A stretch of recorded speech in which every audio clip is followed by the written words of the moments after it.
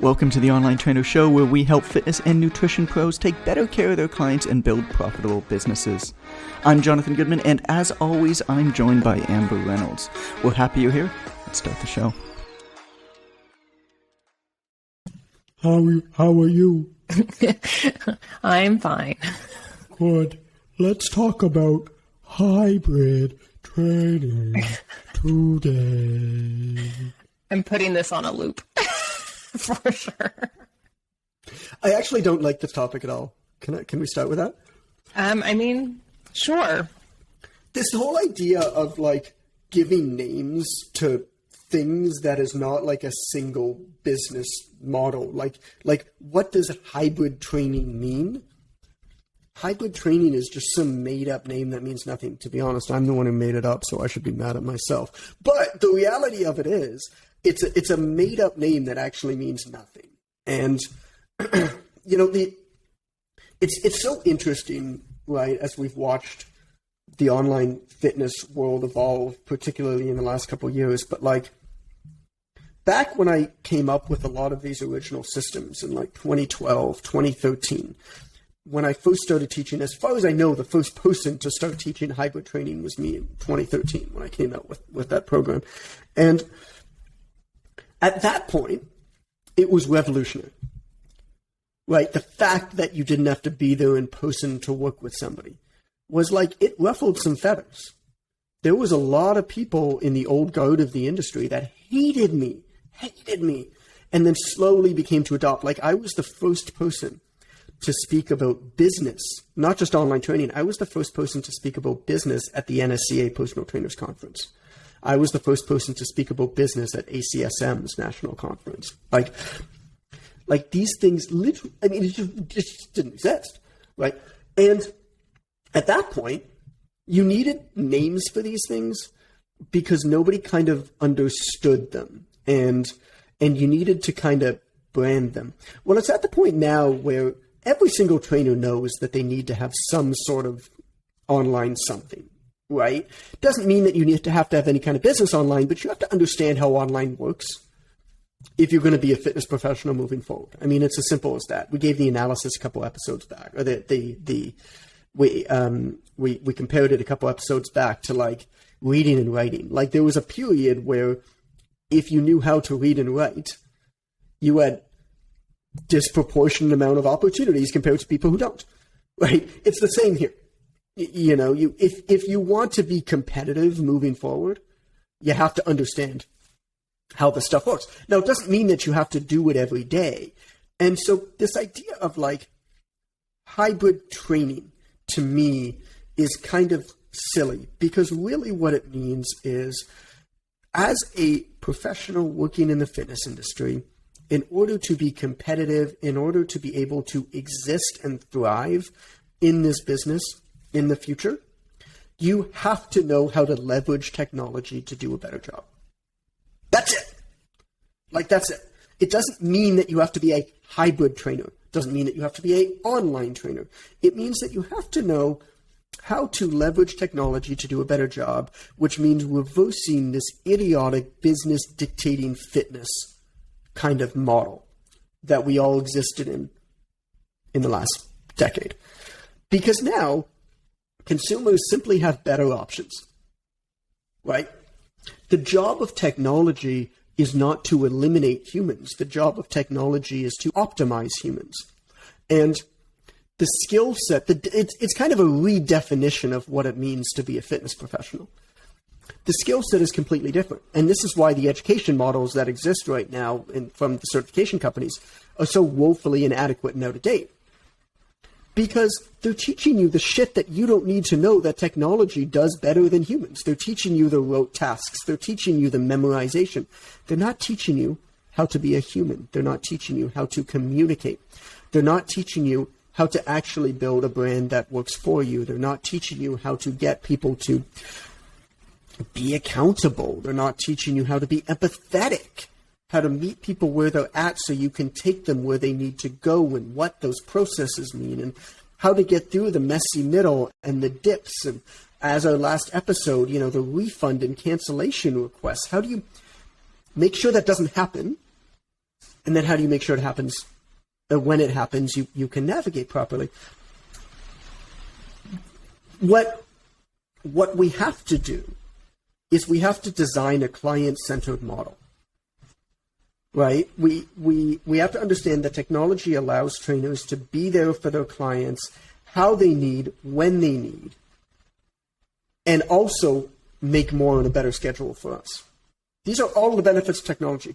Whether you do this hybrid, whether you do this fully online, whether you do this as an in-person trainer who simply understands how technology works, and I'm going to give you examples of all of this, is great, right? Because the idea is all of us have to figure out a way to get technology to work for us, to be able to scale our abilities, to be able to be more for our clients, and to be able to be there at home for our families for breakfasts and dinners. And still take care of ourselves, because we have to take care of ourselves if we're going to take care of others. And so I've got 3 examples for you. I've got an example of a trainer who's never going to be an online trainer and how they leverage technology.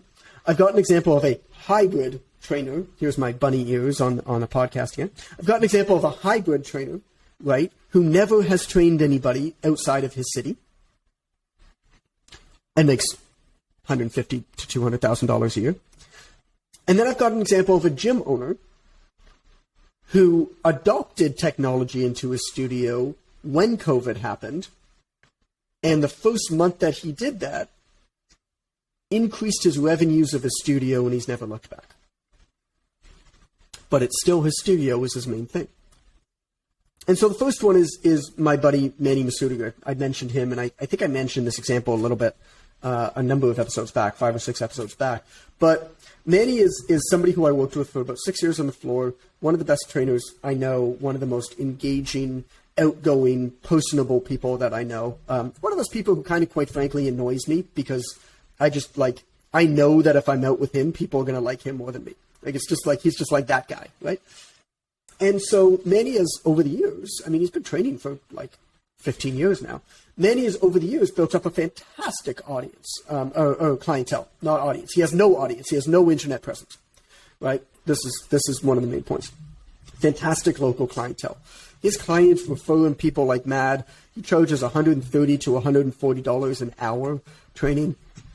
He physically can't train any more hours. Complete control over his schedule with his clients.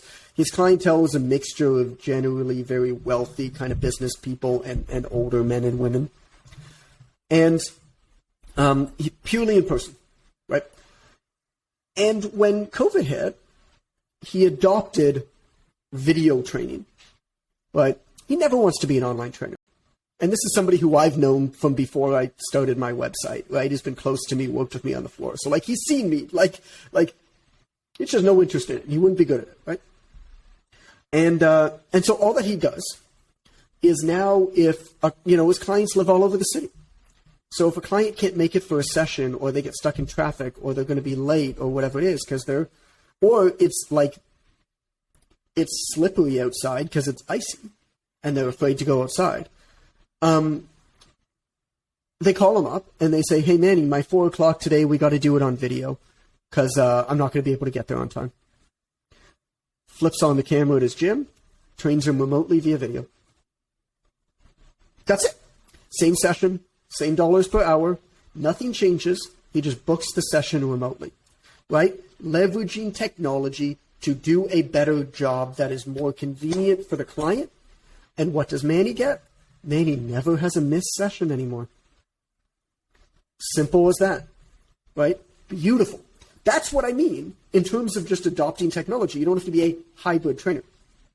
But let's take an example of Michael Biter. He's an online trainer, academy graduate, does, I don't know how much he does a year, but over $100,000 a year. He's booked, last I spoke to him 2 years ago, not last I spoke to him, but last I saw his numbers 2 years ago, he had just done over $250,000 in his online business. And he doesn't work with anybody purely online. He only works hybrid, and he has a monthly fee, and then he has a session price, and people come to him, and his girlfriend works with him as well.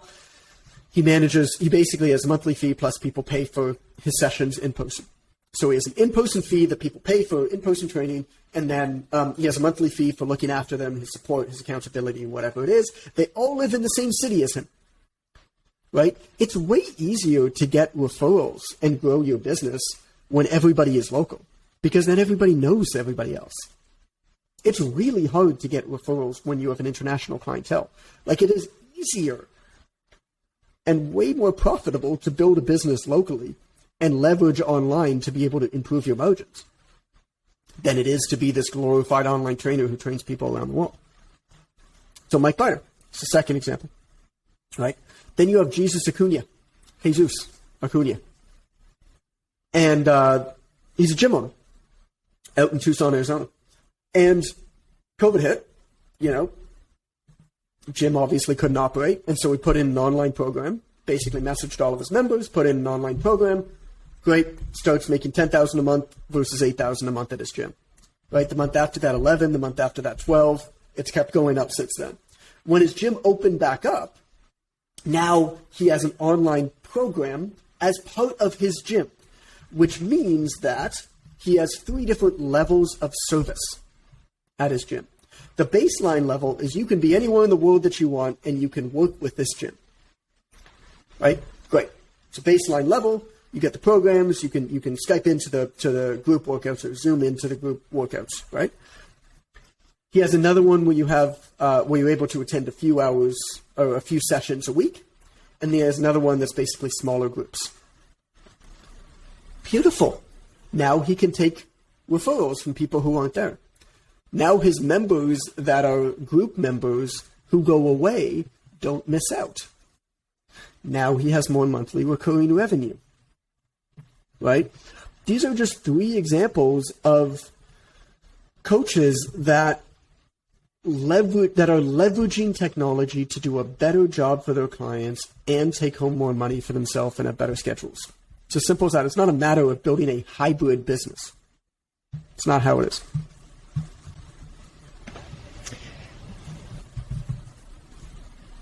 That's all I got. Amber, shut it off. I have nothing to add, so Yeah, great job. That's it. Let's do it. I got to get some food. All right. Lunchtime.